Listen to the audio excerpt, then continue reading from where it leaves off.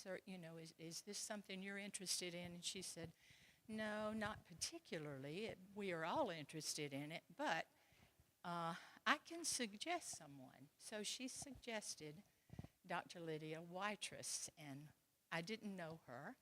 So I started looking for her, found her, and got a response. And over a period of time, several calls, I was persistent in trying to get her to agree to speak to us, and she did. And so I'm really excited to have her. But before we have her speak, I want our pastor to lead us in prayer for this event, and he's going to cover the food we're eating afterwards, okay? I'm always glad to cover the food, with no hesitancy. Hey, welcome to the Church of the Nazarene. We're so glad you're here. This is an extension of our health ministry, of which Ruth is the leader. And I think this is our fifth one. And I see familiar faces. So glad you're here. And we hope you always feel welcome. Let me pray for our event and the food. Father God, we're so grateful that you care about our physical well-being, that you provide the means for us to find health and wellness. We know that you designed our bodies, so we turn to you for help, in addition to all the wonderful help that we find in our community. We pray that you'll bless this event, and we pray that you'll bless the food that we're going to eat to the nourishment of our bodies. We pray all these things in the name of Jesus Christ. Amen. Dr. Wytrzes is the medical director for the sleep medicine at Sutter. And so she covers quite a lot of territory, and we are really glad to have you. How is the temperature? Temperature's fine with me. Is it good? How's the Okay. sound? Are we okay? Very good. So all I can tell you is that Ruth is the right person in the right job, because she wore me down and was absolutely passionate about getting a sleep talk in here. And here we am, and welcome everyone. And I hope this is going to be worth your while. I know you have a dinner coming up. And I also want to have some time for questions. So depending on how this goes, especially since we started a little bit late, we'll just have to go with the flow and see what happens. Okay. A little bit of background on why I'm here in front of you and doing this. I am a neurologist, but I'm board certified in sleep medicine. And my entire practice, when I was doing clinical practice, was related to treating people who had sleeping problems. About a year ago, I decided to change my role, so now I'm the administrative director of the Sutter Sleep Center, which has much more to do with the usual bureaucratic nonsense that we all have to deal with in medicine, and our lab and planning and functioning for the future, although I still have a passion for sleep, and I hope this is going to be worthwhile for you. I was delighted to hear, and probably the main reason I'm here is when I heard that healthy living component here. Because, next slide, please. If you could identify a superpower that improved your physical health and well-being, enhanced memory, stabilized your weight, made you happier, and were free, wouldn't you go for that? Next slide, please. And if you think that's going to be sleep, you are in the right place today. So what we're going to be doing is talking about why we sleep, if there are any implications related to sleep deprivation. We may look at a few sleep myths and see how valid they are. I'm going to talk about a couple of the most common sleeping problems, primarily because of some feedback from Ruth concerning questions that some other people had related to healthy living. And the last, I'm going to send you home with a few helpful hints that can help even the best sleeper sleep better. Next slide. We've known for a couple of millennia that sleep is a restorative process. But if you asked us prior to maybe 30, 40 years ago, why do we sleep? What's the point of sleep? All we could say is, well, I'm not sleepy if I sleep. Next slide. But now we actually understand why we sleep and the process of sleep. And why we sleep has to do with the overlap of two very important systems related to sleep-wake regulation, which is the homeostatic sleep drive and the circadian rhythm for sleep. Now, what does that mean? The process of being alive, living, metabolizing our bodies results in breakdown products that in themselves make us sleepy. And these build up over about the 16 hours that humans are awake. And then, secondly, there is a clock, a real thing deep down in our brain. This is a group of cells that are called the suprachiasmatic nucleus. And the suprachiasmatic nucleus is our sleep pacemaker, that if you removed it from our brains and put it in a petri dish and kept it alive, over 24 hours, this clock would just flip. Wake, sleep, wake, sleep.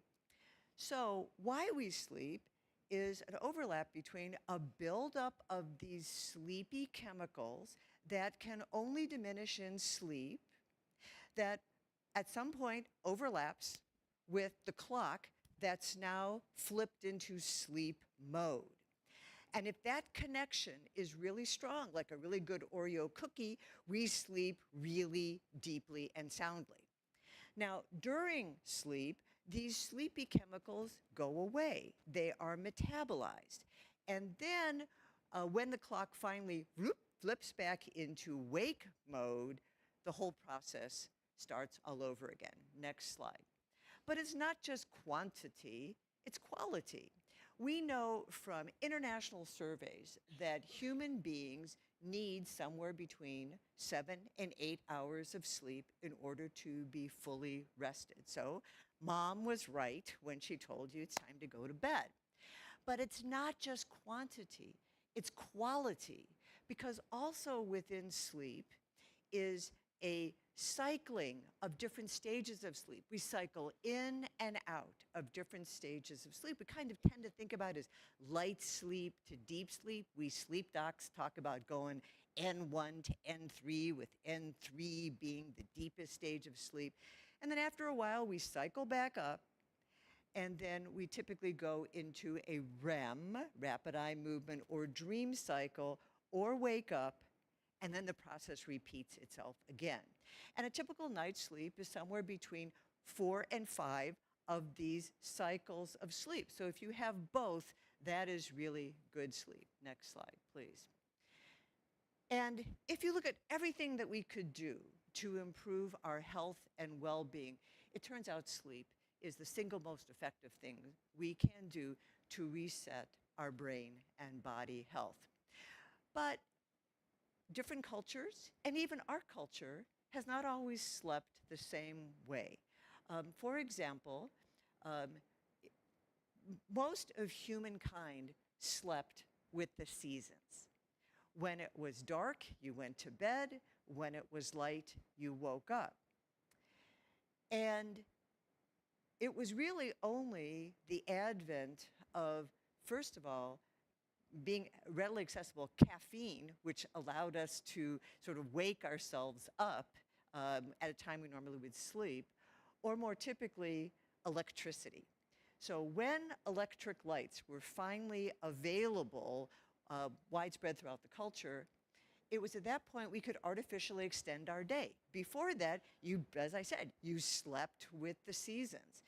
And as a matter of fact, this was so well known that there's writings from, say, the Middle Ages where they talk about first and second sleep, or prayers for first and second sleep, meaning a big glob of sleep at the first part of the night, often interrupted by a period of wakefulness. And during that time, you might meditate, you might pray, you might have sex, you might go out and do something else.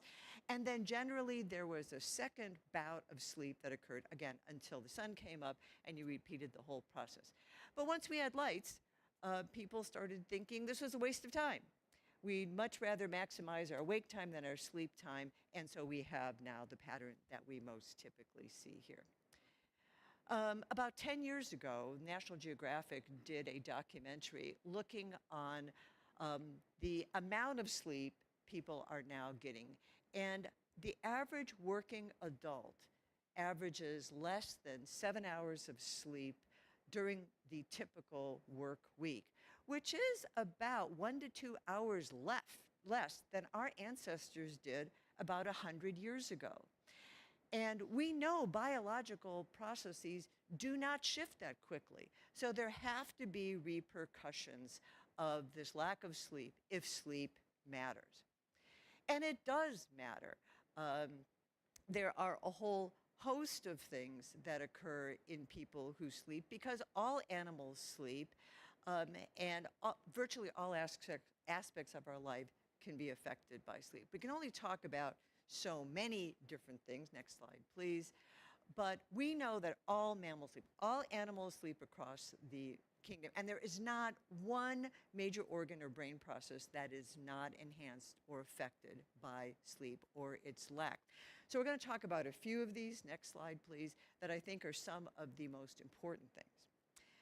We have known for over 20 years that sleep and weight are inversely related, meaning the less sleep you get, the higher your weight. So their sleep regulates metabolic processes that keep our weight in alignment. That has more to do than just a couple more hours per night to eat because you're awake during that time. We can also take healthy, young, not overweight people and sleep deprive them. And within 2 weeks, we start seeing changes in the body that we associated with obesity, with what we call the metabolic syndrome, which has a number of health consequences. And again, when you look at surveys, the population with the most stable, lowest weight generally gets about 8 hours of sleep per night. Probably one of the most important functions of sleep that we've identified is its effects on our memory. And each stage of sleep does something a little bit different related to memory. For example, I told you N2, that N1 through N3. N2 is the stage of sleep, sort of middle sleep, that we spend our greatest amount of time with. And when you're looking at sleep tests, you can identify this in one way because of a peculiar little pattern, rhythm that forms called a sleep spindle, which is very characteristic of this sleep stage. And it is these spindles that seem to incorporate learning new stuff into the brain. And you can manipulate spindles by increasing or decreasing them with drugs, and you have the adverse consequences or improvement in memory that occurs by adjusting this sleep spindle stage. Next slide, please. Deep sleep, which is what we consider N3, or also sometimes people call it slow wave sleep, that deep restorative sleep we all want to get into. That probably has more to do with memory retention. Of all this stuff coming in, what are you going to keep that matters?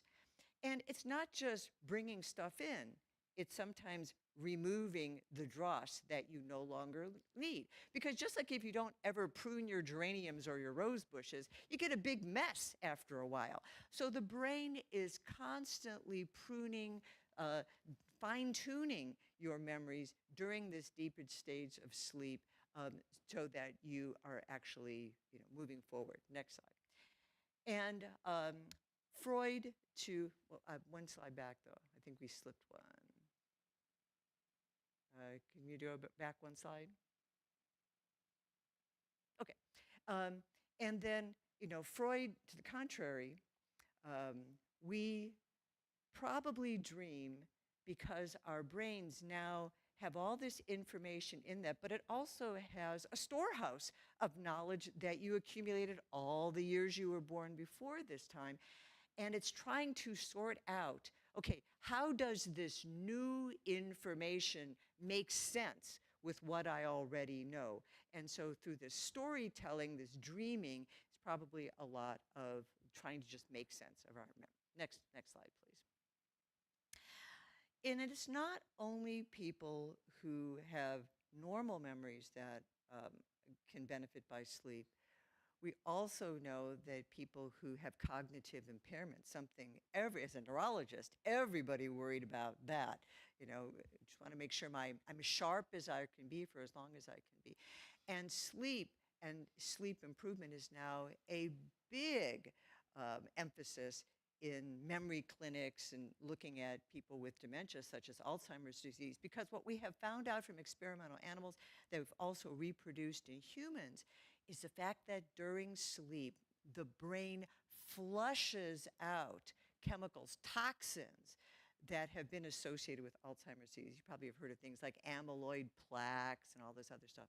And it does that because during sleep, channels develop between the nerve cells that normally do not exist there, allowing the spinal fluid, which washes over our brain and our spinal columns, to flush all these bad humors out of our system and stabilize our memory. Next slide. We also know that mood and sleep are very tightly linked. Most psychiatric problems have a sleep component. People who become depressed or become anxious will often tell you that they're having trouble sleeping, and sometimes trouble sleeping is the first sign that they're going into an exacerbation of their psychiatric problem. People who sleep the normal amount of time generally tell you that they're happier, that there's a happiness quotient associated with. And you know, think about it. When you've had a bad night of sleep, what happens the next day? You're kind of cranky, you're irritable, you know, so there is a mood stabilizing effect of sleep. Next slide, please. And also with the effects of increased happiness, better sleep, there are some studies that actually show that deep restorative sleep slows down the effects of aging. So again, all that stuff we're putting on our faces to look beautiful, maybe what you need to do is just get yourself a better night of sleep. Next slide. Next. And if none of that convinces you, just in the last year or so, there was a study that was produced by a very well-recognized American Academy of Cardiology, looking at cardiovascular death and disease in relationship to a whole host of factors. And they identified that about 8% of deaths in their study over several years were directly related to poor sleep and nothing else that they could identify as a factor. Okay. Oh, sorry. There we go. Are we good? There we go. All right. So we're all experts on sleep because we do it pretty much every night, I hope. So let's look at some sleep myths and see how valid some of these are. Thoughts that we may hold very strongly that we're absolutely convinced that these may be right or not. That's first thing, sleep myth 1. But doc, I only need 5 hours of sleep. So even though I know maybe 7 to 8 may be ideal, for me as an individual, I just don't need that much. And if I get 5, if I get 6, I feel great. Now, in all myths, there is a little bit of validity to something that may not even be correct in the long run, meaning that sleep is measured as a population.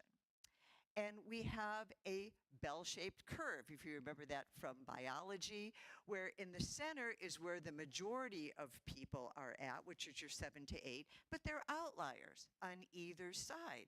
And indeed, there are some short sleepers that we have identified that by all intents and purposes, in any way we test them, they seem to do extremely well with much less sleep than average. And we actually have a name for them. We call them congenitally short sleepers. But let me tell you, the vast majority of people are not congenitally short sleepers. They're just sleep deprived. And especially if you average less than about 6 hours of sleep per night, it can be almost very difficult to function. Sleep myth 2. My brain adapts. I have a different kind of brain, so I can just function better on less sleep. So maybe 30 years ago, there were books written on power sleep and how we can change our the characteristic of our sleep so that we have more of that deep restorative sleep, which can then take into consideration less of the light, maybe more useless sleep that we have. And again, every little one of these myths has a seed of accuracy about it, in the sense that, yes, there is some ability for the brain to adapt, to function, especially on the short term. Think about it. For some reason, you stayed up really late, but you had to get up the next day at a regular time. You didn't nap. What happens that next night? You tend to fall asleep faster. You feel like you're sleeping really deeply, and often you wake up feeling pretty good.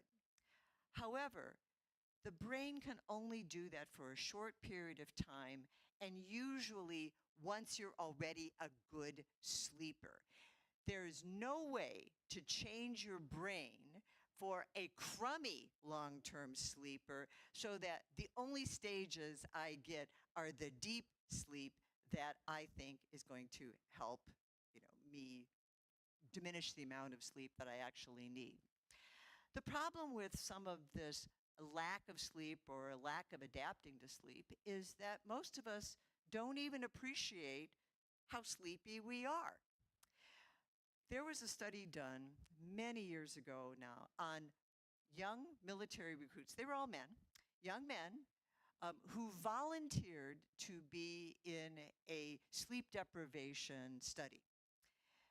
All these young men were pretty good sleepers, and they knew the purpose of the study was that they needed to identify as soon as their ability to function was deteriorating. So they were taught a test on a computer, and you get the A if you say, "Doc, I'm not as sharp as I was. I'm just not doing this test quite as good." To a study subject, nobody identified when they were deteriorating. They just don't see that this is happening. And they say, "Good to go, let's go," even though the mistakes were accumulating. So we do not often identify when we have, gone over the edge and we are no longer rested and refreshed and at our maximum level. And we now know that motor vehicle accidents outnumber those, because one of the most common cause of motor vehicle accidents is drowsiness behind the wheel, because sleep-deprived people are falling asleep when they don't realize it. You still think you're awake and you're beginning to fall asleep. And now there are more accidents, we estimate, related to that than drugs and alcohol combined. Next slide. Brain myth 3. Doc, it's not that I'm not getting enough sleep and I'm not, rested. It's just, I'm just bored. So this is part of that I'm just resting my eyes type of situation. And this is a flat out no. Your body only gets so much sleep per night. Hopefully most of it is at night. And if you are getting adequate, good quality sleep, you then are rested during the day, and minus a little blip like in the afternoon when a lot of us can get a dip in level of our alertness. Minus that, you do not sleep on demand, meaning you're sitting in the room, the lights go down, you're not active and engaged. Somebody's talking to you about sleep, and you're thinking, well, when she's over, I guess I get to eat this great dinner, and then the next thing you know, your eyes are closing. No, that doesn't happen. You are just bored and hoping that the talk is going to be over pretty soon so you can get to dinner. If you are sleepy in that situation, it's usually because either you're sleep deprived, there's something wrong with your sleep, the quality of your sleep, or something else is affecting your sleep. Next slide, please. Well, I just need more sleep. I'm getting older and I need more sleep. So this is another one of those, the very slightest modicum of truth is also in that, in the sense that, unfortunately, like everything else, our sleep is aging as we get older, because our sleep clock is aging. And normal sleep in someone who is older shows more wake-ups, less deep sleep. There's a normal progression of that, meaning problems with sleep maintenance and depth, which even in the healthiest older person would be considered normal.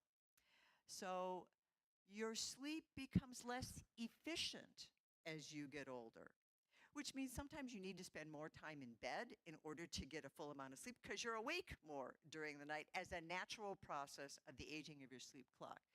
The second thing is that you don't have the same highs and lows, whereas a 12-year-old, when they jump out of bed after a full night of sleep, they are ready to go. We don't have quite the same highs and lows, which is why certain situations can make us a little sleepier, especially in the afternoon times where I said we tend to have a dip of our level of alertness.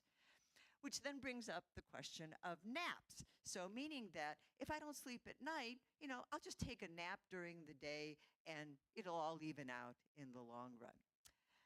So bad idea if you're an insomniac. If you already can't sleep, to be sleepy during the day is a big mistake because, as I said, you only get so much sleep in 24 hours. And if you're sleeping a lot or some during the day, you just have to subtract it from your nighttime sleep, and it's even harder to fall asleep, and you even have less deep sleep at that point. However, there may be some points where you like to take a little bit of a nap, or you're not functioning anymore. You're just so sleepy that all you're thinking about is just keeping my eyes open. So there are situations, again, where a short nap, often in the afternoon, 15 to 20 minutes, can be very restorative, better than a cup of coffee. And as long as you wake up, make yourself get up at that time, you will all of a sudden go from the state where you can't function to feeling pretty good again. And the short naps generally don't affect the nighttime sleep that much. Next slide. So as I said, again, because of some feedback I got from Ruth, I thought I would just talk very briefly about a couple of sleep problems, sleep disorders, which by far the two most common sleeping problems that any sleep doctor or any people in society have relates to sleep apnea or sleep disordered breathing, and then insomnia. Next slide. Apnea means you don't breathe, so sleep apnea is this condition where you fall asleep, your throat narrows or collapses, so now you're struggling to move the air from the nose or mouth into the lungs. If you can't get the air into your lungs and you're struggling, you often snore. Your oxygen drops. Your brain realizes what's going on. Your brain's not asleep when you're asleep. It's monitoring what's going on, and it sees that drop in oxygen. It sees you're not breathing. So what it does is it wakes you up because it knows you breathe when you're awake. And depending on how many times your brain is waking you up has a lot to do with how the quality of sleep can be affected. Even though this is a very specific sleep problem, I bet that 90% of people in this room either know somebody who has sleep apnea, lives with somebody who has sleep apnea, has a friend who has sleep apnea, because oftentimes when I was seeing this problem, people would come in and say, "Doc, I have sleep apnea, and I just need to know what to kind of do about it." There is a typical look for somebody who has sleep apnea. When we think about it, tends to be the heavy set, thick neck, hypertensive, often male more than female, at least till menopause. At menopause, the girls start catching up to the boys in terms of sleep apnea. But they have a whole host of other health-related problems that we know are due to the untreated sleep apnea because they get better when we treat sleep apnea. Why have we had this explosion in sleep apnea? Well, it's due to the epidemic of obesity that we have in this country or the world at this point, because the number one risk factor for sleep apnea is weight gain. Believe it or not, when we used to have meetings in the 90s where the sleep field was just getting off the ground at that point, and you'd meet with all your colleagues, and people would say, "Well, what are we going to do in our practice when we have identified everybody who has sleep apnea?" Next slide. No fear, because what also happened then, again, was this explosion in obesity. And it is now estimated that about 1 billion people worldwide have sleep apnea, of which majority of them are either undiagnosed or untreated. Luckily, most of them have mild sleep apnea, and that results in, well, who do we need to treat? Do you need to treat everybody?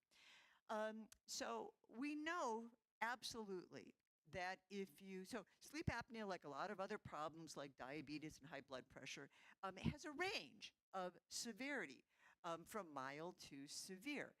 And how we define sleep apnea in the sleep field is based on something called the AHI. That's your apnea hypopnea index. How many times per hour of sleep are you not breathing right?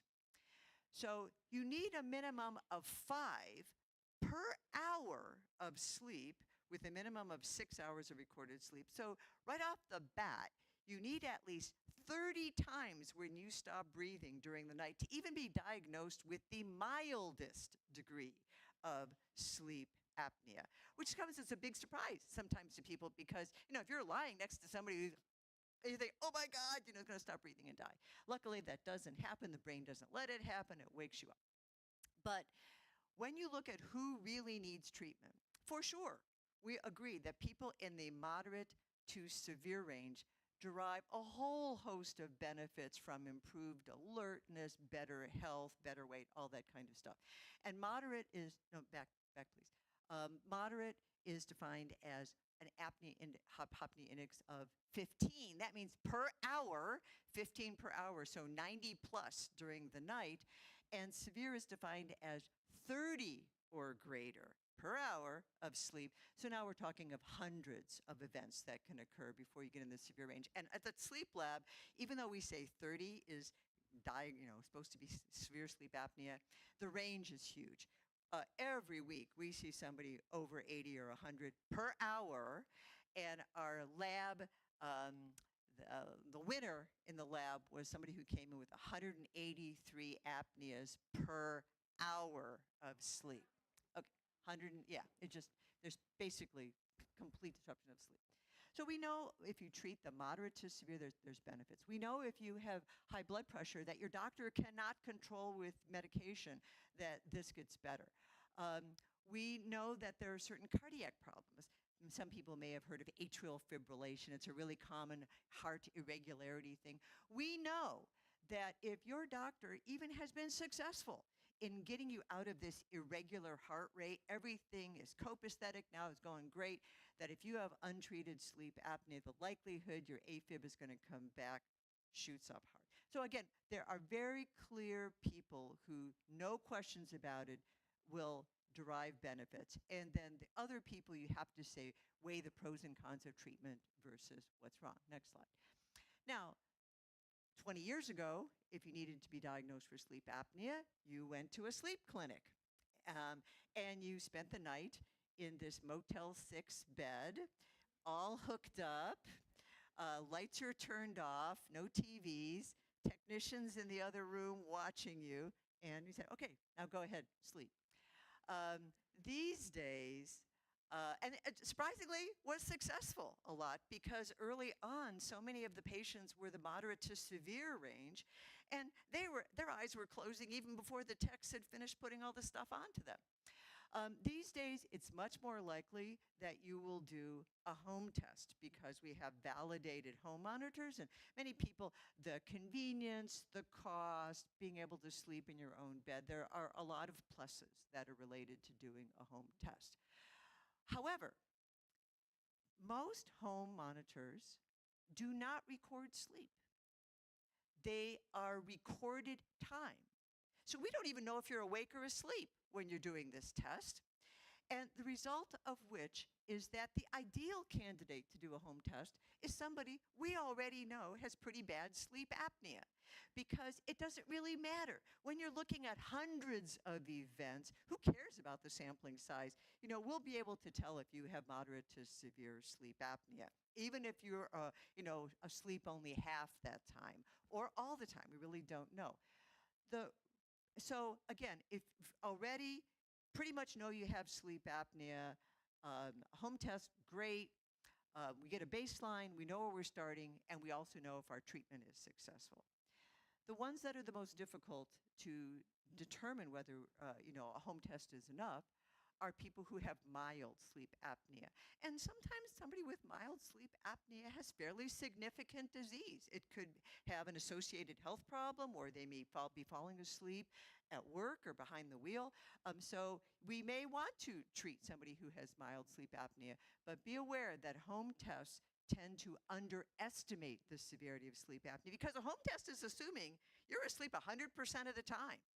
And that's where you get your result related to that. If you only were asleep half the time because you're staring at your finger or your wrist, while we're doing the monitor the whole night long, your result may be completely underestimated the severity. So my one little point I would say there is that if you or someone who witnesses your sleep is fairly convinced that you have sleep apnea, you have a number of symptoms, but a home test was wrong or said it was negative or mild, whatever, again, you may want to talk to your doctor about that again and get a little bit more thorough assessment. That's when coming into the lab, we still have in-lab tests. We still do a lot of in-lab tests. That's when coming in and doing a more thorough test will get you a more accurate answer. There's no way to talk about all the differences, and nor would we want to talk about all the treatment options, except to say there are a lot of different treatments that are now being developed, including some that I think may be more palatable to people who perhaps failed that breathing machine. That's their CPAP machine, 20 years ago. There are now medications out there that one is already FDA approved to treat the weight loss that can improve sleep apnea. And probably this year we're going to have a brand new drug out that actually improves and stabilizes the throat so it doesn't collapse as much. So that may be beneficial for people with mild to moderate sleep apnea who either are not interested or couldn't tolerate the other therapies. Unlike a lot of other, medical types of testing, if you're getting an MRI of your brain or a CAT scan, it's a tube. It doesn't matter if you're anxious or if you're comatose. You just go in the tube, it takes the picture, we have our answer. Sleep, on the other hand, is very night specific. Our sleep changes from night to night. So we only get that sleep that happened at that particular time related to your expectations about sleep. So again, you have to be aware of that. And also, as far as treatment is concerned, you are committing to something. It's not like, taking a pill once a day. You are committing to some type of therapy. So I think that the treatment is going to be based on how bad your sleep apnea is and your symptoms and patient preference. What am I willing to do for sleep apnea? And I know there may be questions about that, but I'm going to wait to the end for our time. The other thing I want to talk about is insomnia, because by far, insomnia is the most common sleeping problem. Insomnia is not a disease, it's just a label, and it's a description. Insomnia means trouble falling asleep, trouble staying asleep, and next day consequences. Annual Gallup polls indicate that about 1/3 of Americans have complaints about their sleep on an annual basis, of which 10% say it is a nightly problem. Next slide, please. Yeah. The thing to remember about insomnia is that there has to be next day consequences. Again, if you fall asleep, you only sleep 5 hours per night, but you wake up rested, refreshed, you function extremely well, you have no health problems, you're not an insomniac. You're maybe incredibly lucky to be able to get by with that amount. But that's not the case of most people. Most people with insomnia really do struggle with daytime functioning. They don't feel rested, cognitive issues, and a lot of other health problems. So it's a big problem. Next slide. Insomnia in general is divided between short-term or transient insomnia and chronic insomnia. Short-term insomnia is a brief period of sleeplessness in an otherwise good sleeper. typically, because you are a good sleeper, you know why you have the insomnia. This stress is happening, this concern is happening, this health problem is happening. And because of that you are a good sleeper, often it is much easier to fix your insomnia because it may just resolve on its own very easily, but also there may be situations where some type of medication or substance or over the counter or whatever for a brief period of time can make a huge difference between really struggling and really functioning. And in general, your caregivers don't have an issue with virtually anything that you can do on the short term to help yourself sleep better. The chronic insomniac, on the other hand, is an entirely different kettle of fish. And I would have to say, in my clinical practice, this was the only insomniac a sleep doctor ever sees. We're not talking about a few nights of sleeplessness. Typically, it was months, years, or decades of insomnia before somebody finally rotates to the sleep doctor to see if they can help. If there was a precipitating event in the midst of time, often people don't even remember that, or else they think, well, that problem went away. You know, I was completely stressed out about my kid or my money, and that's gone now. But I still can't sleep. And it's often because we now have years of dysfunctional behaviors and expectations that have culminated in this chronic problem. Next slide.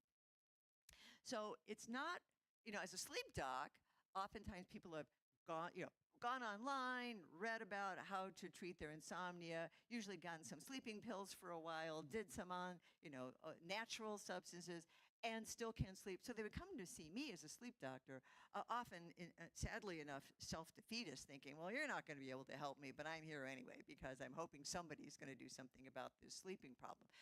But also, often they would say, I need a sleep test. I need to figure out what's wrong with my brain that I can't sleep.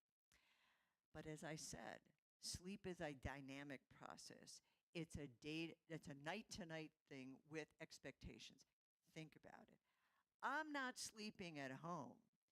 Now I'm going to come in to the sleep clinic, sleeping in an entirely different thing. Somebody's going to put all these wires all over me and stare at me all night long while I sleep. What do you think the insomniac says? I'm not going to sleep all night.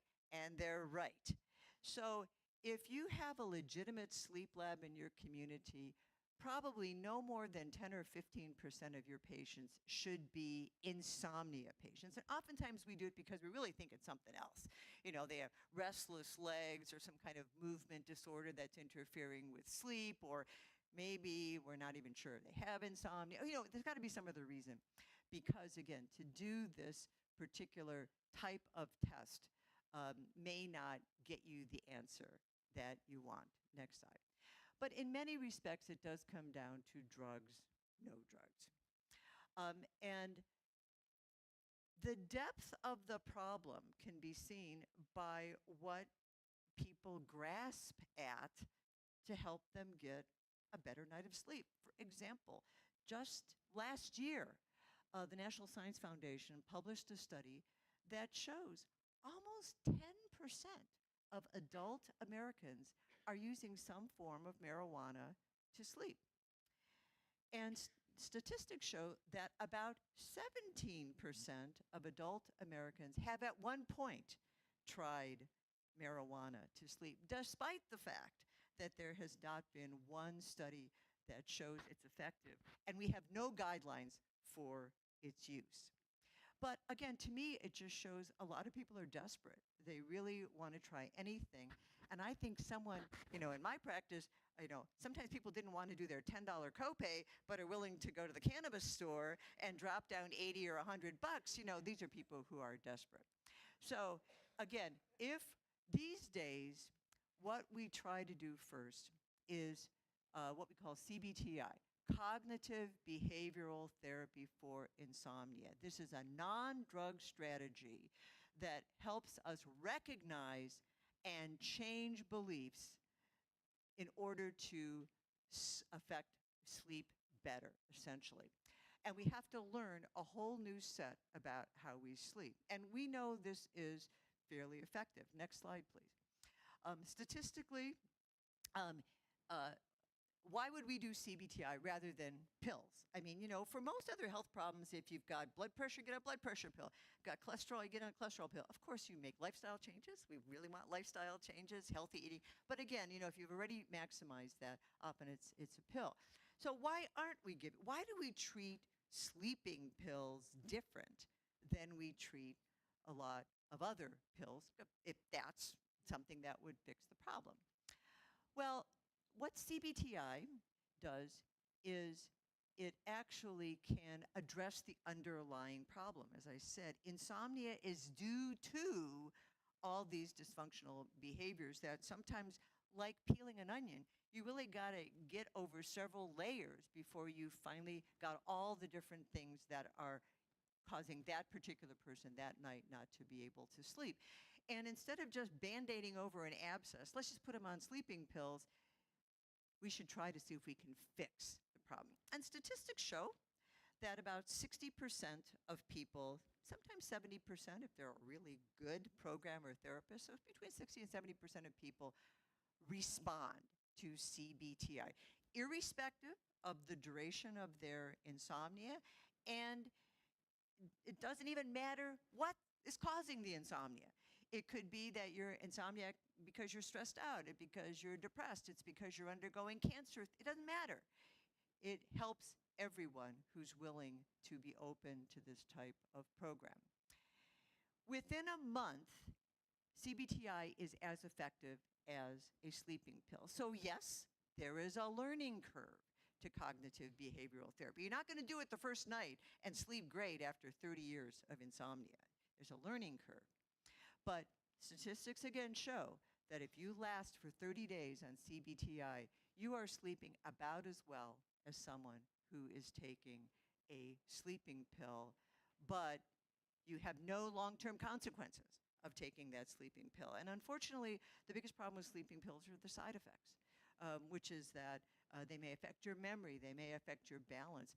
They stop working.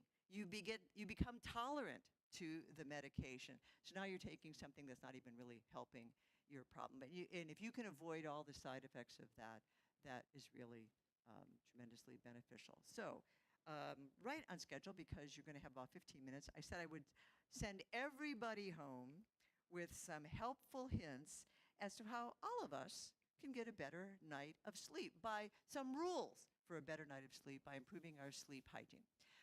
So the first rule is be consistent. Establish a regular bed and rise time. Why does that work? It works because of that clock. Remember that suprachiasmatic nucleus? If the clock knows what you're shooting for, it's much more effective, which is why good sleepers often are asleep within 10 to 15 minutes of your head hitting the pillow and often wake up 1 minute before the alarm goes off, because the clock, like any other muscle, learns what you're trying to do that. Yes, a dark, quiet, cool environment are all very helpful. Darkness, self-explanatory. We as humans mostly sleep in the dark. You don't want distractions. Coolness, the ideal body temperature for the best sleep is in the lower 60s, which is why, as long as you're not cold and you have adequate covers, which is why we tend to sleep better in cooler weather, because your ambient temperature is cooler. And why we have problems when it's really hot, especially in the Sacramento area, because most of us are not willing to crank our AC down to 60 degrees at night and then, deal with your, PG&E bill. Electronic devices, obviously, huge problems that we have. If you are under the age of 50, there is a greater than 90% chance you sleep with your cell phone by your bed. And I think that's beginning to creep into the older age groups as well.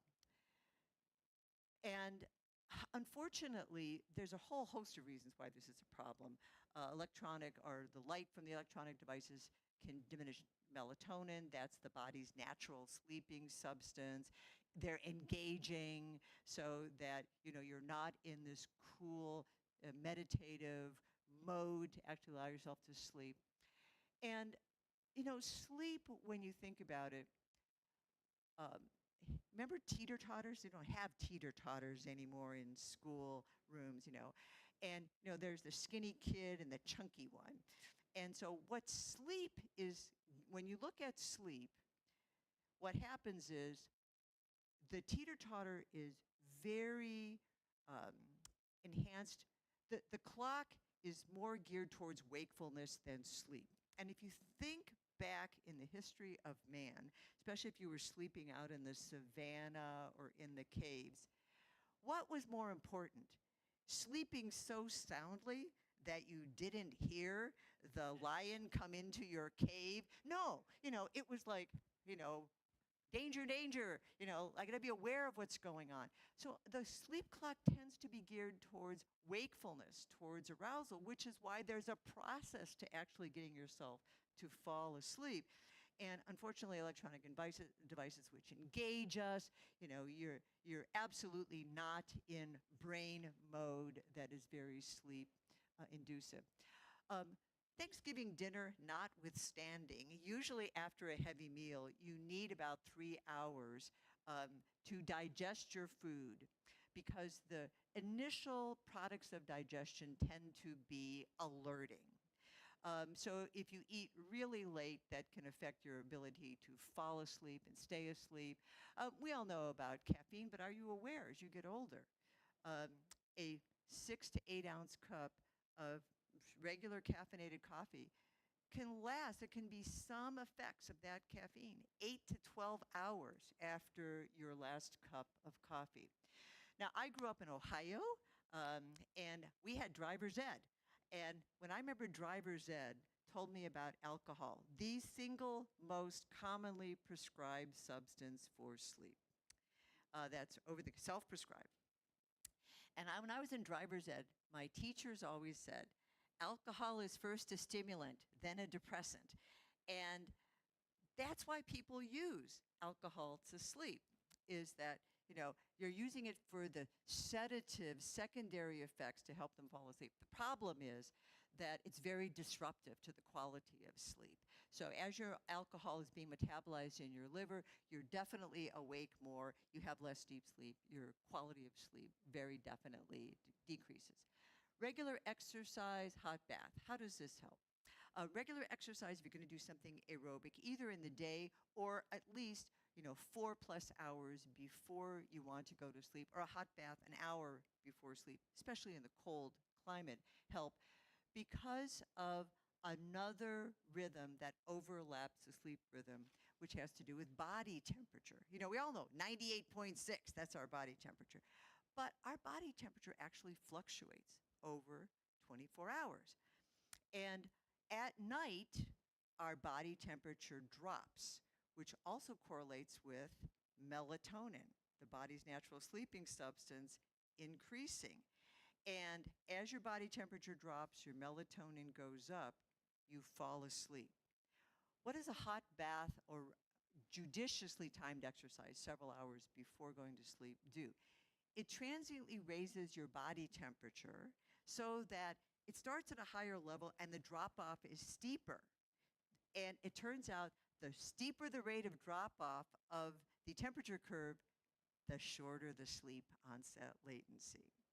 So it actually can help some people not only relax, but also allow them to fall asleep better.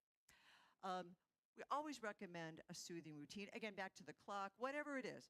I'm going to put on my pajamas, I'm going to brush my teeth, I'm going to say a prayer, I'm going to read a book for 15 minutes, I'm going to brush my hair 100 strokes. It's a routine. It's letting us empty our mind, and it's telling our clock it's time for bed. List making. Let's say you've done all that, and your mind is chatter, chatter, chatter. Little monkey brains are still going on. You can't shut your minds off, your thoughts off. List making as part of the bedtime routine sounds so simple when I tell you what to do. You won't even believe that this works, but it does for many people. And by list making, what we mean, you've done all your stuff, all that kind of stuff. You get yourself a tablet like this lady has over here who's taken the notes. And you put a line down the center, And on the left-hand side of that line, write down all the things you're going to worry about or think about that night. Now, some of them are very obvious. I'm worried about, my kids. But you want to be specific. What about? Well, I'm worried that this one's going to drop out. I'm worried that this, I'm worried about money. What money? Well, I don't have money for this, or I may lose my job, or, be as specific as you can about things that you commonly worry about during the night. And then on the right-hand side of that line, you solve your problem before you go to bed. You look at a problem and say, well, what can I do about this? And, okay, I could do this. I could call this person. I could deal with this, whatever. There's going to be stuff on that list that you really can't fix, or you can't fix that night. But you've identified it. You've acknowledged it. So you write down, I cannot solve this problem tonight. And you do all that. You do your list. You look at it, and you put it away. Put it in a drawer, under your bed, somewhere you can't see it anymore. You're done with your list. And you would be surprised how much this helps calm the racing brain. Because as things start, as your list starts coming up again, you're like, no, I thought about that already. I know what I'm going to do about that tomorrow, or I can't fix that problem. And then all of a sudden, the air is taken out of that concern, and it works. And you just keep doing the next night. You look at your list, take it out again. Okay, took care of that, took care of that. Oh, that's still happening here, but I've got some new things I'm worried about. And you keep doing this as part of your bedtime routine for as long as you think it helps. And if all else fails, get out of bed. Something people hate to do, especially when it's cold. But it is not helpful to lie in bed wide awake trying to force yourself to sleep. I will guarantee that is not going to work for you. So, it doesn't have to be a big, show. Maybe just get out of bed, go to the bathroom, look out the window, get a drink of water, maybe sit down, have something to read, like the Bible or National Geographic or Smithsonian, nothing really, engaging, and not your phone. You sit there for a little bit, you read, like you're resetting, like you reset your phone, like you reset the computer, and you try again. Because don't forget, your clock is probably in sleep mode at that point. It really wants to help you sleep. You just have to give it a chance. And that is pretty much all I really had to say to you all. I hope that you have found this helpful. I hope everybody in this room is a great sleeper, although I know 10% of you are really lousy sleepers, and probably a few have sleep apnea. But I'm happy to open it up to questions that I think is open for the whole group. But thank you. You're a very attentive audience. Thank you very much. Okay, I saw a hand here first.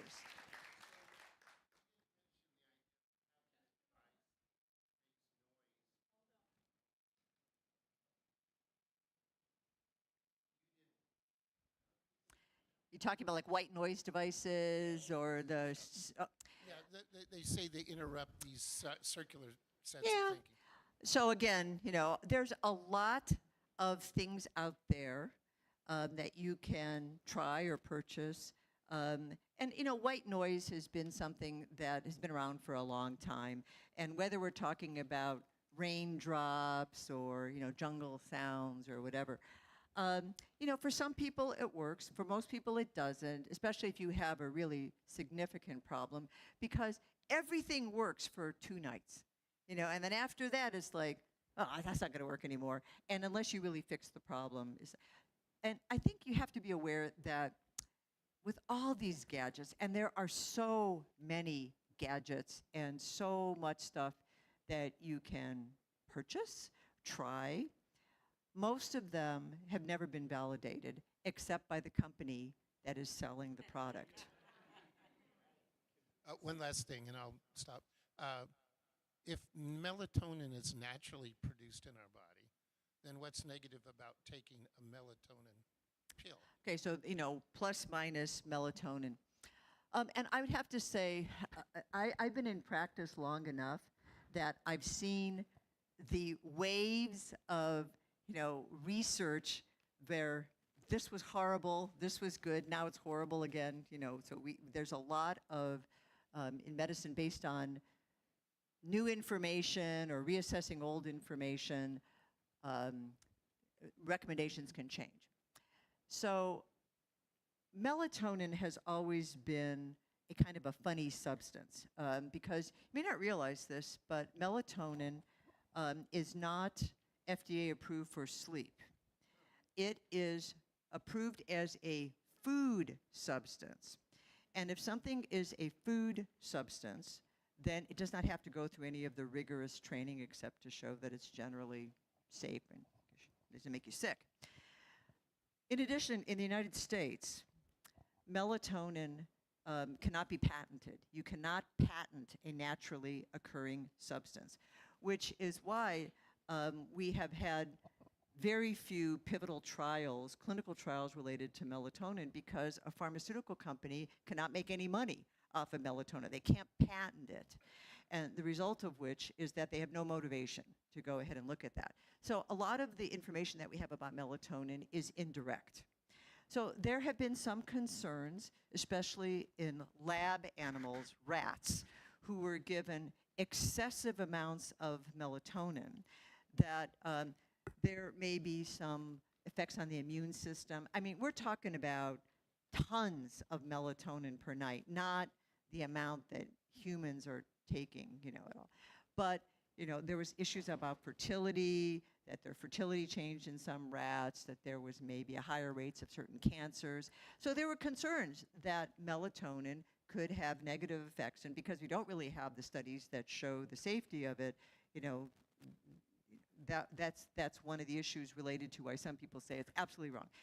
Then there's this other thought that if you are producing normal melatonin, there is a feedback loop. So that if you take supplemental melatonin, are you going to stop producing your own natural melatonin? And yes, there is some validity to that, except that if you already produce normal melatonin and you take supplemental melatonin, it's not going to work anyway. I mean, it just doesn't work. The biggest problem with melatonin is people take it for a while, then they quit melatonin. And it's because it's really not working like natural melatonin. And in order for it to work at all, often they take enormous doses of it, 10, 15, 20 milligrams of melatonin, whereas, a pharmaceutical grade melatonin, which you can get in like other countries like Europe, you only need 1/10 of a milligram of melatonin to approximate human normal melatonin levels. So you're taking this enormous amount of melatonin, which by itself, it's still not the rat, as much as rats are giving the rats. But, there are concerns about doing that you're dysregulating your own internal cycles. All that being said, again, you have to compare it to what your options are. And there are indeed some people who seem to respond to melatonin, especially on the short term. I am unaware of anybody ever having a problem with the short-term use of melatonin, regardless of what people are saying. So if you are like jet lagged and you want to get yourself back in alignment, or you've flown over and you're in wake mode of your sleep clock and you want to take some melatonin, I don't see any reason why that wouldn't work, to time that. We know in the elderly population, so the highest, unfortunately, melatonin can be a lecture on its own, so I'm going to just say one more thing, because we have other questions. But with melatonin, you have so many types of melatonin. There's short-acting, there's transient, there's intermediate, there's long-acting melatonin. So there's all, and you don't know what you're getting because, again, it's not regulated. What you're getting, and there's a guy down in Southern California who teaches sleep residents, and their first job as residents is they go to the grocery store or the CVS, they get all the melatonin, and then they analyze to see what's in there. And it can go from 0 melatonin in there, up to some really high amount. So the fact that it would say 3 or 5 milligrams on the label may not be actually reflecting what's in that melatonin. But like I said, the highest melatonin you will ever have is in your early 20s and late teenage years. And then there's a steady decline from there. Often by 80 plus, your body is no longer producing melatonin, and certainly by your mid 60s or 70s, it's very low. So there have been studies that looked at supplemental melatonin as you get older. Probably not that worried about your fertility. You're not taking a huge amount of melatonin, and you're not producing it anyway. And so the result is that a low amount of melatonin may be effective at this time in your life, where when you took it 20 years before, it didn't work.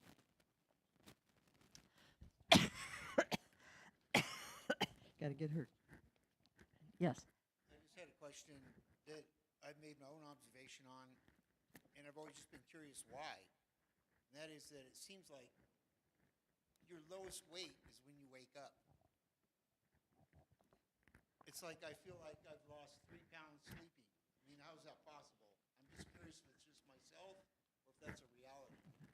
I never had that question asked of me before, because It just seems I that's would your love it lowest to be weight. true, but, well, I mean, you are fasting over 8 hours unless you're eating during the night, so one would hope that there has been some decrement in calories, but I don't think there is research that shows that you are your lowest weight in the morning. But yeah, I don't know, but that's great.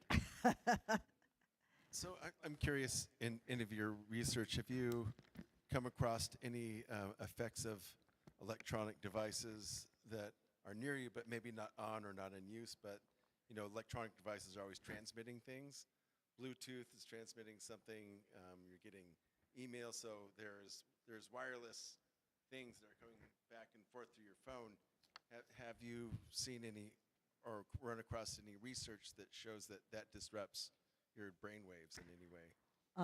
I have not, although there are some concerns as a neurologist. I will tell you that, not specifically related to sleep, but there was a period of time where there was a concern that people who used earbuds a lot maybe had a higher rate of certain kind of brain cancers. And so there's concerns that there's something about the wireless transmission that might be affecting brain function in general. I think the jury is out on that.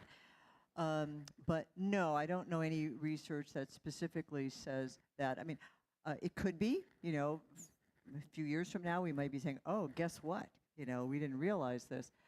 Again, so what we have to focus on as our greatest levels of concern is that, when Mark Zuckerberg hits the pearly gates, he's going to have a lot to answer for, because it's not just a lack of willpower that doesn't allow us to turn these devices off. It's that they actively know and are actively pursuing things that keep you on them for as long as they can. They're addictive.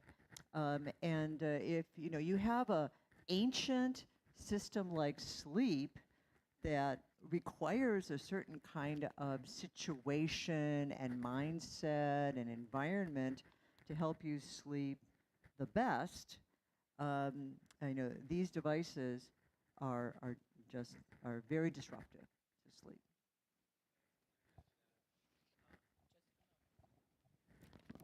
I would like to add to that. Is it working?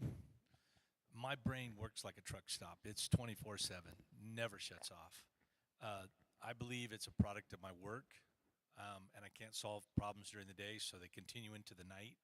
And what you just said there, with these devices, and I've gotten flack from my friends, is I started at like 8 o'clock at night, just shutting it off altogether, putting it in the next room.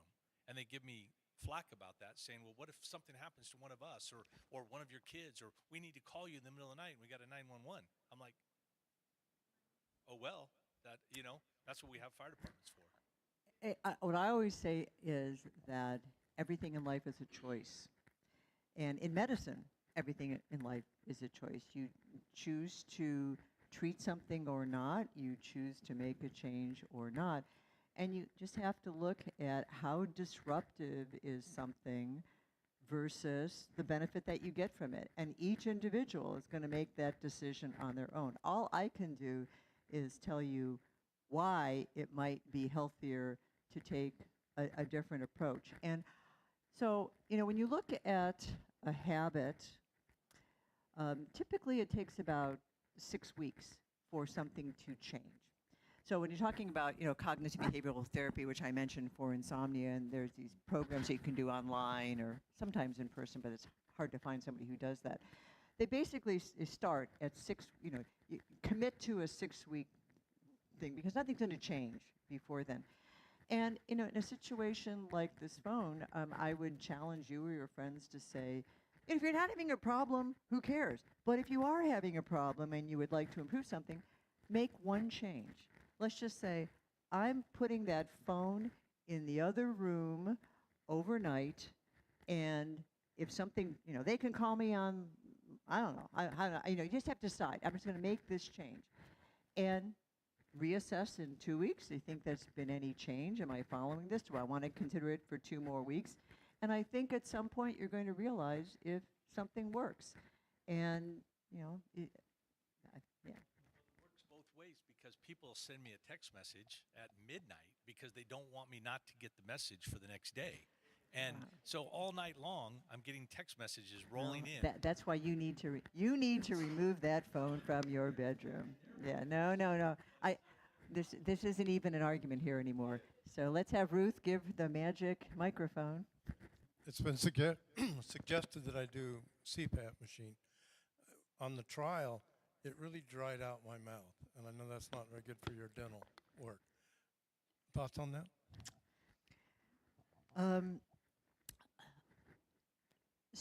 Addressing specific patient problems is something I never do in a talk because I never know the extenuating circumstances, what have been tried, the severity. All I can give you is some general information about that.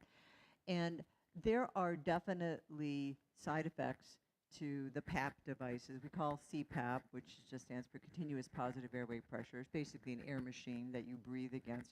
But it's one of several kind of machines. We have CPAP, we have BiPAP, we now have KPAP, we have ASV, we have backup rates, and we have different kinds of devices, but they're basically these breathing machines to help stabilize the throat. The side effects of all of them, because it's air blowing down you, it can be dryness. And there are several ways that dryness can improve. Obviously, there's humidifiers of different sizes so that you can moisten the air. Often the dryness is due to air leak. So one of the problems is the adjustment of the air pressure that you're getting may be excessive. There may be abilities to lower the air pressure because, again, CPAP is over a range of pressures, and the higher the setting, the more the air is blowing out. And oftentimes, again, the problem is that, it's set perhaps too high for you, or sometimes the ideal trumps the good. This is okay for 90% of the time, but somehow, the doctor feels it has to be 100% or it's no good, but it's no good if you don't use a device. I mean, that's the problem. Again, trade-offs. So, lowering the pressure, changing the mask, getting your mouth to stay shut, increasing the humidification. I mean, there are ways that people can deal with the dryness, but I'll admit that there are some people who just can't tolerate that, so then you have to look at what your alternatives are as far as treatment. Again, that would be based on the severity of your sleep apnea and what your alternatives are for that severity. Hi. I had a comment. I have sleep apnea, and I use biotin. It's a spray that you can put on your tongue or the throat of your mouth, and then gel, because I have a dry mouth too.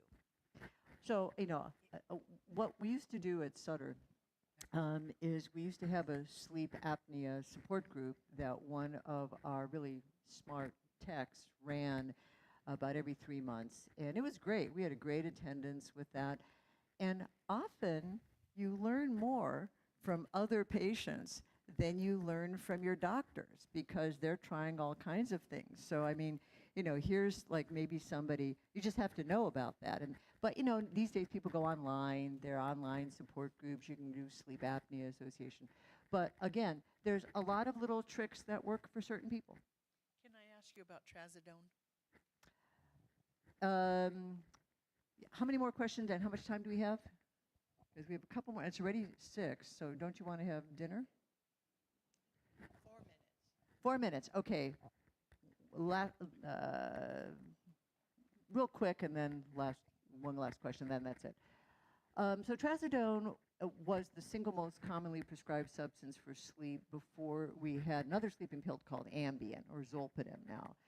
And trazodone is not a sleeping pill. It has never been proven that it's effective. It was used because of a side effect of trazodone, which is for depression, antidepressant. That you take it at night because people would say, man, this makes me sleepy. So here, take it at night and see if you can sleep. And so because of that reason, and we had so few options at the time, trazodone became very popular, and then to some degree fell out of popularity as new sleeping pills got developed.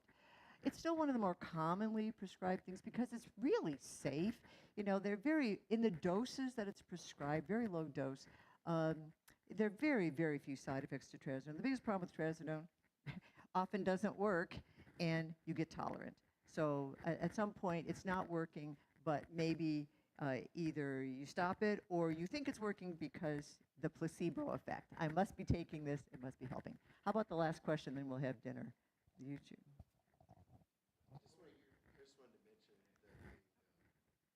That they're actually working on the anxiety part. Yeah. Solving the problem. I think at dinner you need to talk to your fellow people. And last question. I was just wondering, how accurate are things like Fitbit in monitoring your sleep cycles? So all these recording devices, the Oura Ring, Fitbit, all that type of thing, have become really popular. They are the nemesis of sleep doctors. You know, when people want these reams of data reviewed, you know, it's like, oh gosh, one more thing to do. How I look at Fitbit is that it's all these devices have their own algorithms and levels of what they're monitoring. Most of them are based on actigraphy, so meaning movement. So these devices are able to monitor body movement and to some degree heart rate now, because that's also incorporated in it, because movement and heart rates change throughout the night, and their proprietary algorithms identify sleep stages based on research that they have done looking at this type of thing. And they're not bad, because some of these, especially Fitbits, you know, they've had studies where they've gone into a lab and they've tried to compare an actual sleep study with some of these devices. They're a little bit off, but they're not bad. There can be movement artifacts, and they sometimes have a hard time identifying dreams. When during a dream your mind is active but your body is paralyzed, sometimes they have a hard time identifying that versus the wake state. But how I think these devices are most useful is over a period of time. I don't think they're useful for one night. If you do one night and it shows, oh, I have no N3 sleep, you know, doc, this is a disaster. No. If you look at a month's worth of data and the results are very consistent night to night, yes, I think that's useful data to say, you know, when looks to me like my sleep efficiency is about 70%, I don't only get 10% deep sleep, and it looks like night after night after night. I think that is useful data to be able to present to your caregiver as you start looking for your options to potentially look at that. And I think that's it, right, Ruth? You're welcome. Okay. Thank you. So we have dinner waiting for you, and it is compliments of El Dorado Health Ministries, and Cindy is back there ready to serve us. So as you go out, if you will just go to the left and go around the line and then get your drink, you may either eat in one of the 2 classrooms that are set up or at these 4 tables. So find a good place to sit and enjoy, okay?